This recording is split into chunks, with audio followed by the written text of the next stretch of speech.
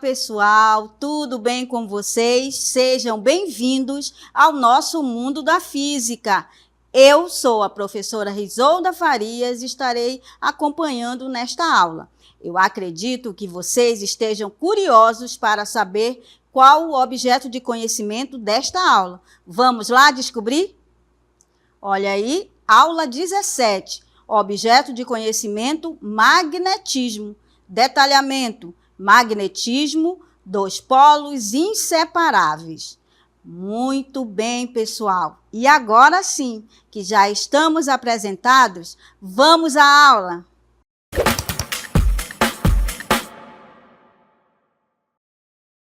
Muito bem, pessoal. Olha onde estamos. Hoje eu trago para você a ideia do tema da aula, magnetismo. Você já se deparou? Quem conhece um refrigerador, quem tem em casa, aparecem objetos ali colados vamos chamar de colados, né? Na geladeira, como você vê aqui, ó. Eu tenho um ímã. E nesta aula nós vamos entender o que é esse ímã. E agora eu trago para você o nosso questionamento. Vejam aí, quem já viu ou usou um ímã antes? Alguém pode estar se perguntando, eu nunca usei um ímã. Será que nunca usou? Aí onde você acha que os ímãs são usados no dia a dia?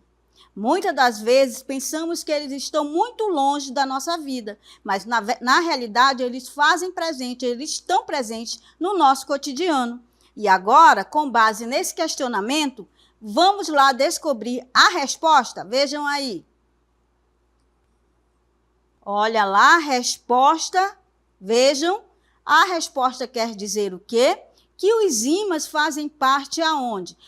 No alto-falante, também aonde eu vejo um objeto lindo e coloco lá na minha geladeira, no refrigerador, na bússola. Vejam que são exemplos muito comuns que muitas das vezes pensamos que estão longe.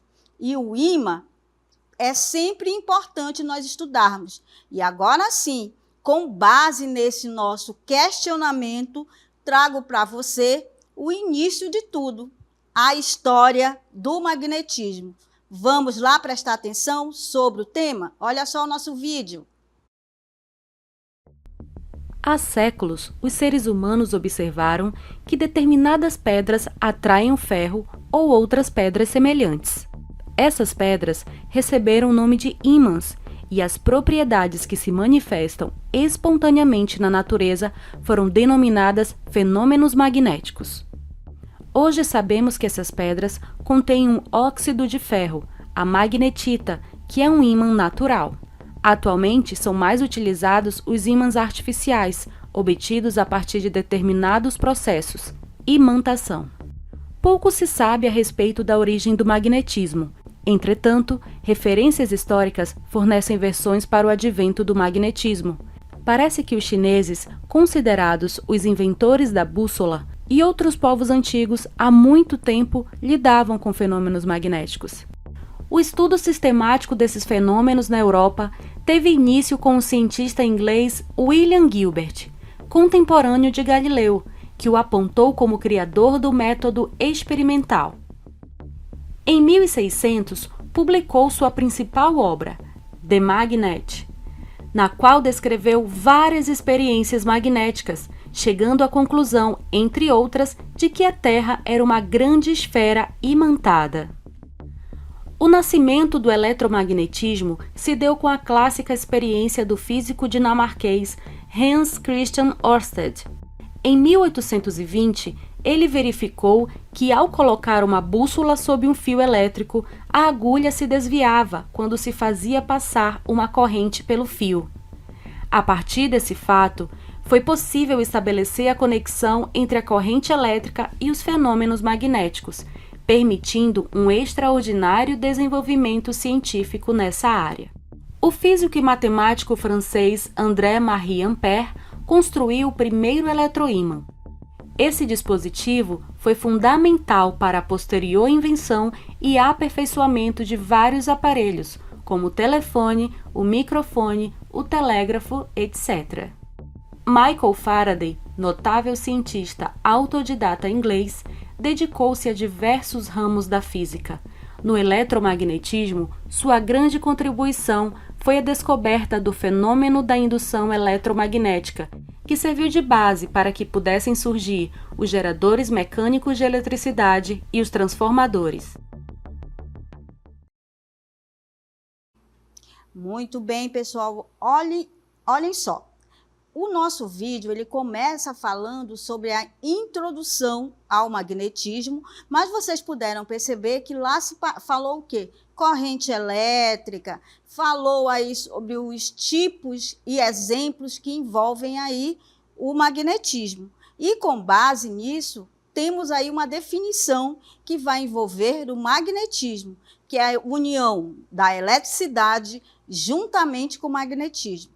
Vejam aí a nossa definição. A primeira delas, que a partir de agora nós vamos conhecer, é o eletromagnetismo, que são propriedades elétricas e magnéticas da matéria, em particular as relações estabelecidas entre elas.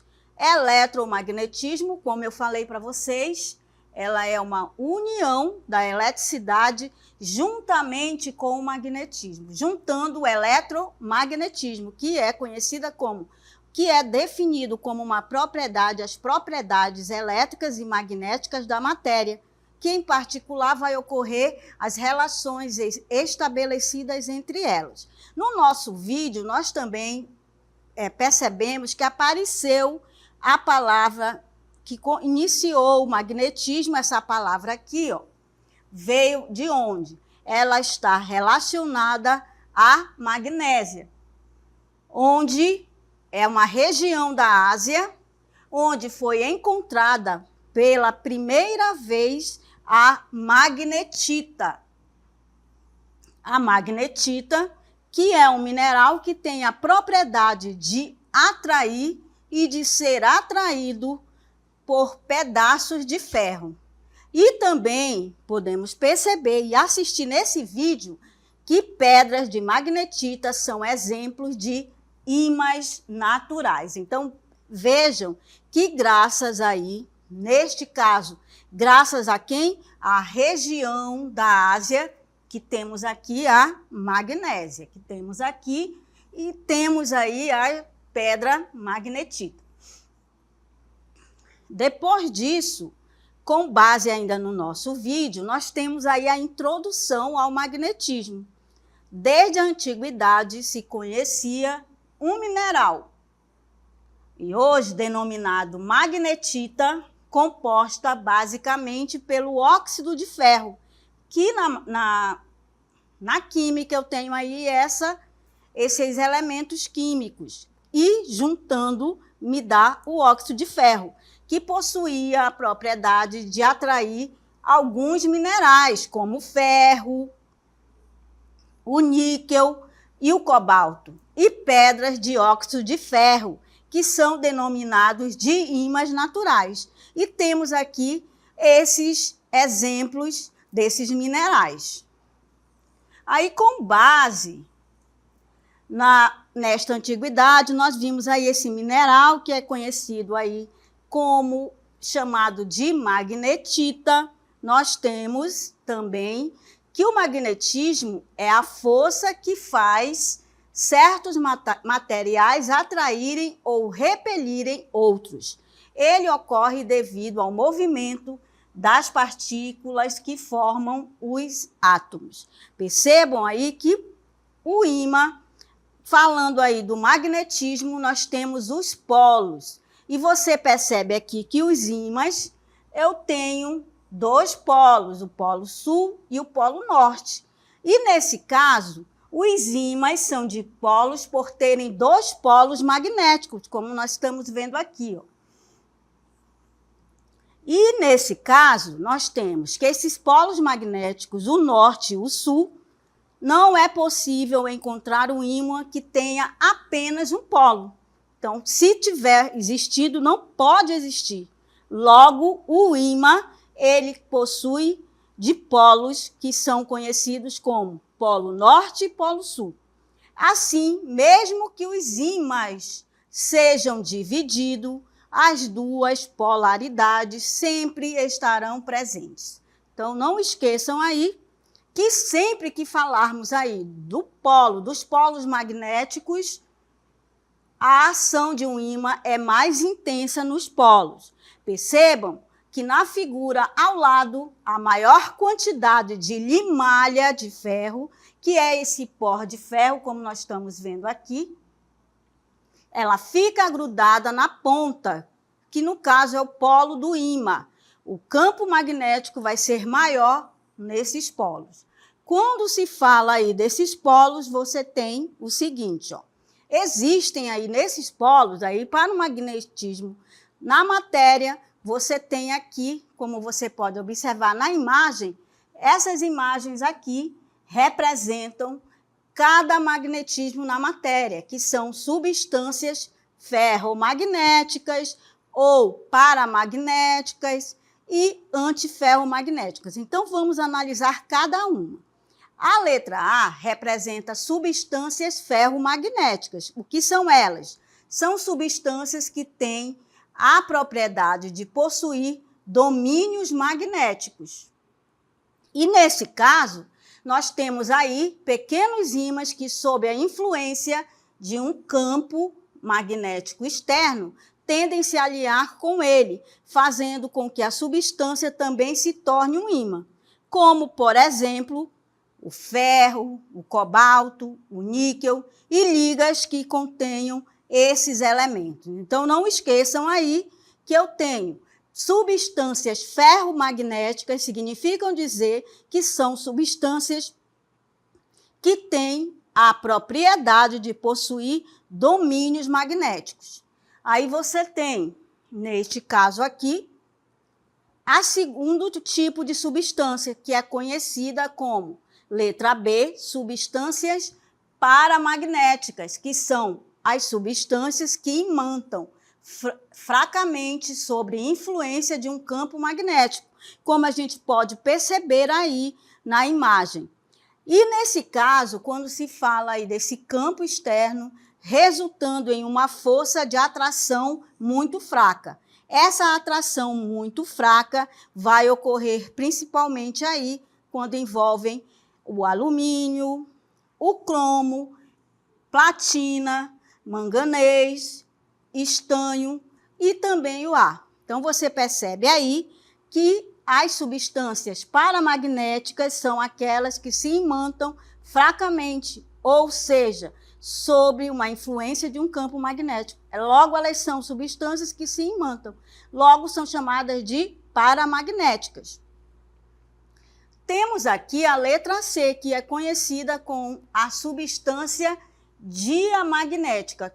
O que são elas? São as substâncias que interagem com esse campo, resultando em uma fraca repulsão. Ou seja, quais os elementos que a gente vai usar? Quais são esses elementos que são conhecidos como substâncias diamagnéticas? São aquelas substâncias que interagem com aquele campo magnético, resultando em uma fraca repulsão. Aí temos a prata, o ouro, o mercúrio, chumbo, zinco, o bismuto e água. Percebam aí que estamos falando com os elementos químicos aí. E temos uma quarta aí, que é o ponto de Curie, considerado um prego atraído por um ímã e submetido a uma fonte de calor. Como ele é chamado aí? Ele é chamado de ponto de Curie. Significa que acima de determinada temperatura, percebam que a agitação térmica se torna tão intensa que impede a orientação dos domínios magnéticos. Então, vejam aí que quando se fala aí do magnetismo, eu tenho que entender que precisa ter esse tipo de substâncias. Ferromagnético, paramagnético, diamagnético e com essa aplicação desse ponto aí. Aí você tem, nessas condições, que um exemplo muito importante, o prego deixa de ser atraído pelo ímã. E quando se fala da temperatura, a temperatura a partir da qual a magnetização se desfaz, ele é chamado desse ponto, cujo valor específico para cada substância será aproximadamente de 770 graus Celsius para o ferro. Para que ocorra esta situação, temos que perceber que a temperatura, que a partir dessa magnetização, ela será desfeita e vai ser chamada de ponto de Curie, cujo valor específico é sempre esse valor, é aproximadamente 770 graus Celsius. E também, ao falarmos dos ímãs, sempre vão ocorrer, como nós já assistimos no vídeo e comentamos também aqui, que os ímãs, também conhecido como magneto, o ímã pode ser de origem natural ou artificial e possui as seguintes características, como nós podemos ver aqui na imagem. Os ímãs, como nós já vimos, eles têm dois polos e ele é formado por dois polos inseparáveis, que são chamados de norte e sul. Aí nós temos que também, olha só, eles têm essas características. A primeira é formado por dois polos inseparáveis, chamado de norte e sul.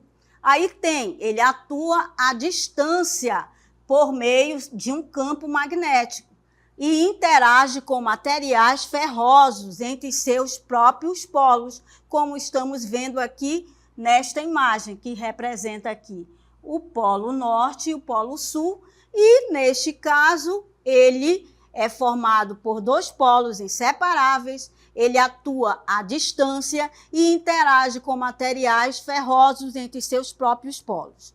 Aí, com base nisso, nós temos aqui, vejam o formato dos ímãs. O ímã, ele tem forma de barra, sempre teremos o polo norte e o sul, o ímã em forma de ferradura e o ímã em forma de U. Vejam que esses tipos de ímã acontecem aqui, como você tem aí a pedra magnetita, há dois tipos de ímã.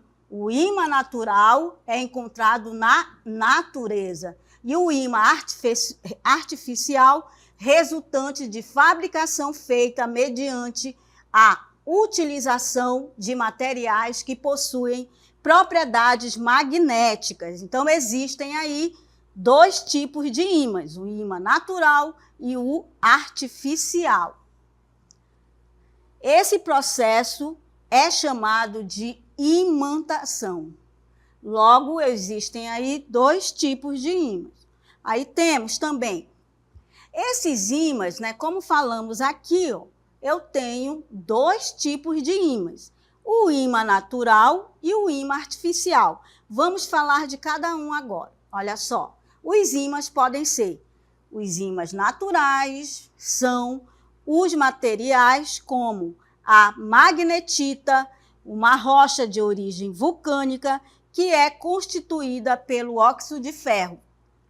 E aqui trouxemos várias imagens que representam aí os ímãs aplicados no cotidiano. Aí temos também os ímãs artificiais, que são aqueles que são fabricados mediante a utilização de ligas de metal diversas, podendo ser temporais ou permanentes. Então, percebam que existem aí dois tipos de ímãs, os naturais e os artificiais. E temos, né, caso particular, os temporais, que são os paramagnéticos, ou seja, têm propriedades magnéticas que duram apenas enquanto estiverem sob a ação de um campo magnético externo. Então, vejam que eu tenho dois tipos de ímãs, o natural e o artificial. Claro que eu tenho aí o temporal, ou seja, os ímãs temporais, que são aqueles que possuem propriedades magnéticas que irão durar apenas enquanto estiverem sob a ação de um campo magnético. Aí você tem também os permanentes. São formados por materiais ferromagnéticos capazes de reter o magnetismo, ainda que seja cessada essa ação do campo externo que o imantou. Então, não esqueçam que existem 2 tipos de ímãs, né? O natural e o artificial. Claro que existem aí o temporal e o permanente. Aí, neste caso, temos aí um caso particular que é o eletroímã. Nesse caso, ele é um aparelho capaz de gerar o magnetismo mediante a presença, geralmente, de ferro. Então, nesse caso aí do eletroímã, que ele é um aparelho capaz de gerar o magnetismo. Trata-se de um princípio chamado de princípio da inseparabilidade dos polos. Se você quebrar um ímã e, em seguida, continuar dividindo os ímãs resultantes, você observará que cada pedaço partido continuará sendo um novo ímã, com os 2 polos norte e sul, de maneira que cada pedaço atraia o outro. Não existem polos isolados. Então, quando se fala de princípio da inseparabilidade dos polos, significa dizer que, se você partir ou quebrar um ímã, em seguida ele irá continuar dividindo e se transformando em um ímã do mesmo jeito. Ou seja, eu tenho um ímã muito grande, aí eu vou cortá-lo. Vai ocorrer o quê? Você vai observar que cada pedaço partido continuará sendo um novo ímã, como temos aqui na seguinte imagem. Ó. Temos o ímã com os polos norte e sul. Vou cortar aqui, vou quebrar, vou partir aqui. Nesse momento que eu estou partindo, ele resultará, ó, como temos aqui. Ó. Em seguida, ó, continuará dividindo os ímãs resultantes, como temos aqui. Ó. Temos aqui o ímã e depois, ao partir esse ímã, cortei, olha só, resultei aqui. Vejam aí que eu tenho os polos norte e sul, norte e sul. Aí, esse ímã aqui, novamente eu parti. Vejam que resultou em mais 2 ímãs, com o polo norte e polo sul, norte e sul. Aqui também eu parti esse ímã e resultou em mais 2 ímãs.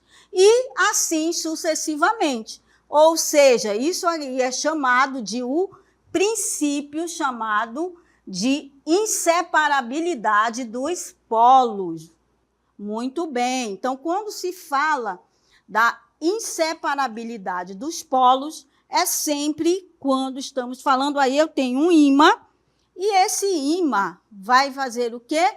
Você irá partir o ímã e, em seguida, ele vai continuar dividindo os ímãs. Vejam aí como nós temos aqui. Ó. Eu tenho o ímã com os seus polos norte e sul. Olha o ímã original. Nesse momento, ele é chamado de princípio da inseparabilidade dos polos. E, nesse momento, eu vou partir, vou quebrar. Ó. Quebrei, vejam que resultou. Se você quebrar esse ímã, vai ocorrer o quê? Se você quebrar ou partir o ímã, e em seguida ele vai continuar dividindo esses polos, ou os ímãs, ou seja, dividindo os ímãs resultantes. Você pode observar que cada pedaço partido continuará sendo um novo ímã, com 2 polos, o norte e o sul, e de maneira que cada pedaço atraia o outro. Não existem polos isolados. Muito bem, então vejam, tinha o ímã original, depois que eu fiz a partir esse ímã, resultou em um ímã novo, 1, e o ímã novo 2, com o polo norte e o sul.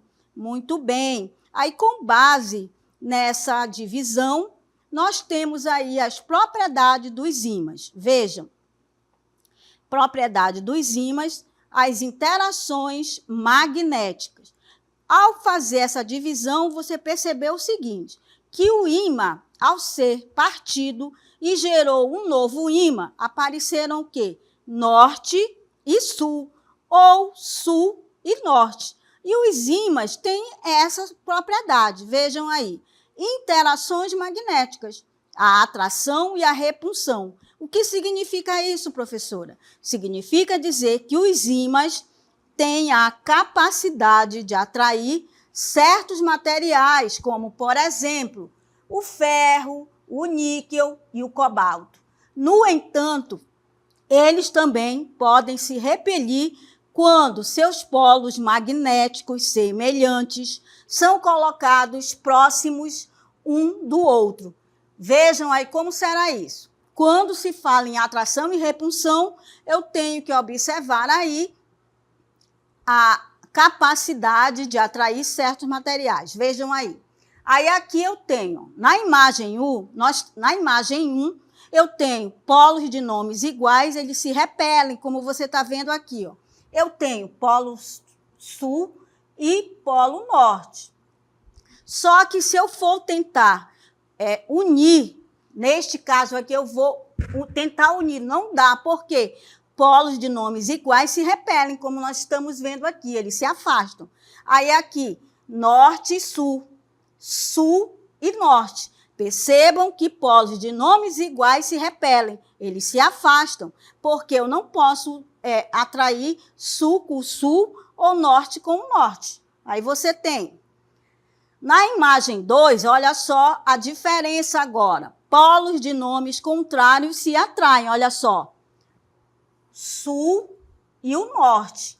Só que o norte vai atrair quem? O norte atrai o sul. Logo, eles se atraem. Polos de nomes contrários se atraem, ou seja, esses nomes contrários vão ser atraídos. Logo, quando se fala aqui nas propriedades dos ímãs, vamos ter essas linhas de campo, como você percebe aqui, essas linhas de campo. Os ímãs geram linhas invisíveis de campo magnético ao seu redor, que se entendem do polo norte, eles se estendem, aliás, que se estendem do polo norte ao polo sul, para criar um campo magnético macroscópico, como nós vamos ver daqui a pouco. Quando se fala dessas linhas, acontecem aqui as propriedades dos ímãs. Nós temos aqui, ó, tem uma limalha, que é como eu tivesse aqui, tem uma agulha, fiz um zoom, e dentro, né, nós temos aí os domínios magnéticos.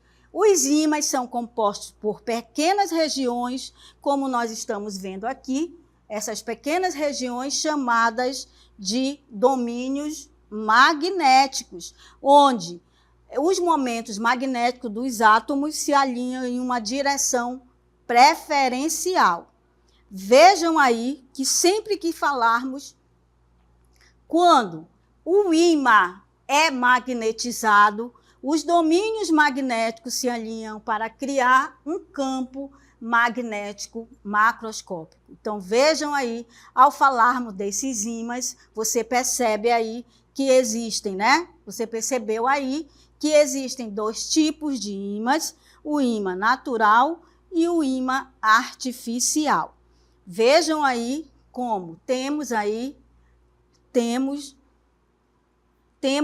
olha só, quando o ímã é magnetizado, os domínios magnéticos se alinham para criar, como você percebe aí, criam eles para criar um campo magnético macroscópico. É como eu estivesse vendo, eu faço um zoom e observo aí como pode ocorrer.